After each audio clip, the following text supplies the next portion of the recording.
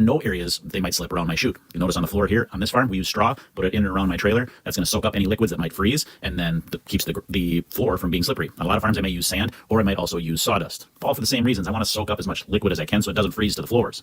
Now, I know you might see guys in other hoof trimming videos spray off the feet. I can promise you, on a daily basis, they're not doing that. They might do it for the videos, but it's just not common practice. And you're going to see why here in a little bit. As I clean this hoof off with my grinder, it's going to be way cleaner than I could have ever gotten it with a water hose. Not to mention the fact that even if I did wash all these feet, and I could wash these feet, mixing water with power tools and sharp knives is not a wise thing. One of the most serious injuries I've gotten while trimming was due to the fact that my gloves were soaking wet and my knife slipped and went into my thumb. So for those reasons, I don't wash feet. And the other reason is you'll see right now. Even if I had washed this foot, I couldn't possibly have gotten into all those crevices up inside that claw, which is where the actual problem is. I gotta get all that removed. Then I can get this thoroughly cleaned, and I'll do that at the end.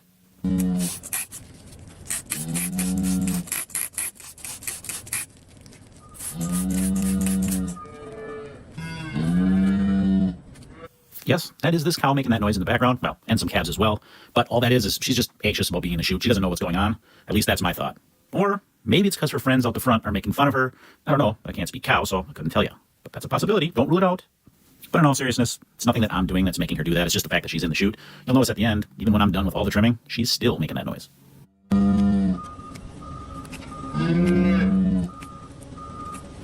So what exactly is this? This is a white line defect. What does that mean? Well, it's a defect in the junction between the solar horn, the part on the bottom of her foot, and the wall horn, which is on the outside edge of her hoof. We'll zoom in and give you a good look at that once we get this block on. I put some glue on the side of that hoof as well before I put that block on. You'll see why when I put this foot down. Here you can get a good look at those two areas. That one up above, I've still got some more work to do on that yet. I put that block on now just to give it more time to set. When the temperatures are colder, it takes more time for that block glue to cure. So I can do that now. I know that block's not gonna get in my way as I trim, so it's okay to put it on right now. Once we get this trimmed out, you're gonna see there's still more stuff up inside there. Once again, by cleaning at the beginning is not gonna get that clean.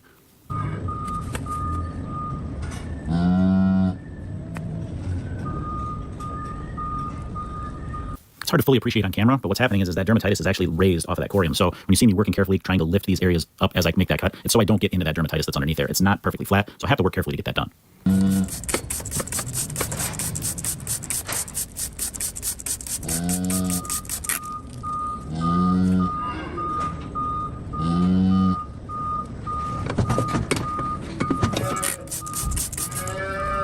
Another question I get all the time is why do you dab this dry before you put the salicylic acid on? Wouldn't it stick better if it was wet? And it may stick better, but what I don't want to have happen is that chlorhexidine to actually create a barrier for that salicylic acid to reach the lesion itself. The chlorhexidine does a good job at killing those surface bacteria, but it's the salicylic acid that gets inside there that really gets those bacteria that are further in. So I don't want there to be any chlorhexidine there when I apply that so that salicylic acid can do its job. We'll get the salicylic acid wrap in place, and then you'll see, even when she's done with her trim, she's still fussing. Then we'll let her go, check out, and see how she's walking.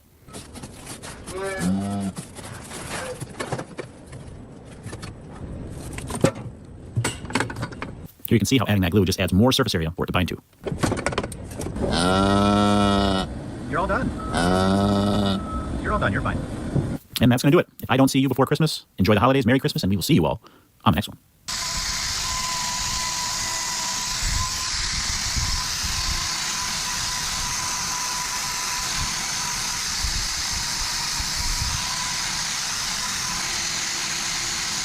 And sure enough, there it is. A lot of the pain associated with these types of lesions occur from the pressure building up inside that foot due to the infection caused by that crack that is developed in that white line. That crack develops from the inside as it works its way out and becomes exposed to the outer elements. It gets in there, gets infected, and that pressure begins to build. When we open this up, that releases that and gives that cow immediate relief. But of course, we're not done there. We release some of that pressure, but in order to get this foot fully healed, we need to open this up the rest of the way, remove any of the loose horn that's around that, and give it ample space for that fluid to drain and the lesion underneath to heal.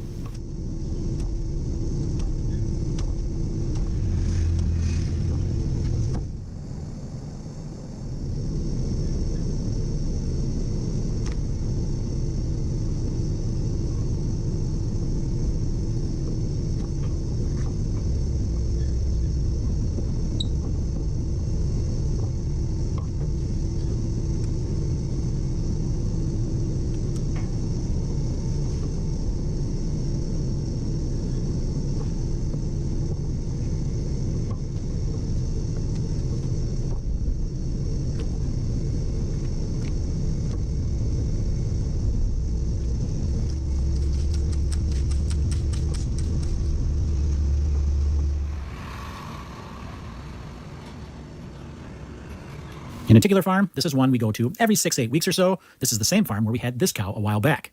Well, we're going to follow up on that as soon as we're done here. But as I was saying, typically these problems are going to be on the lateral claw, and it's typically due to the concussive forces of the foot making contact with the concrete floor. But these cows, they're out on pasture most of the time, so that makes this an even more uncommon issue.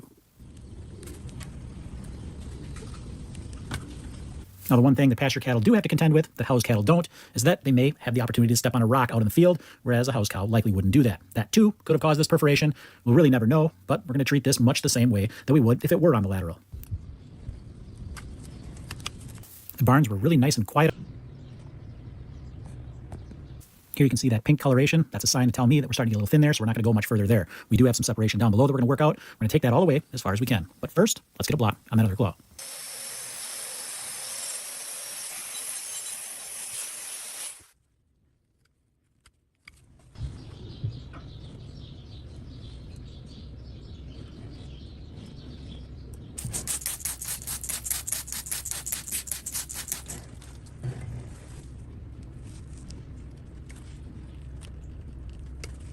It gets a little tricky working around these edges. You just got to take your time and follow that separation down as far as it leads.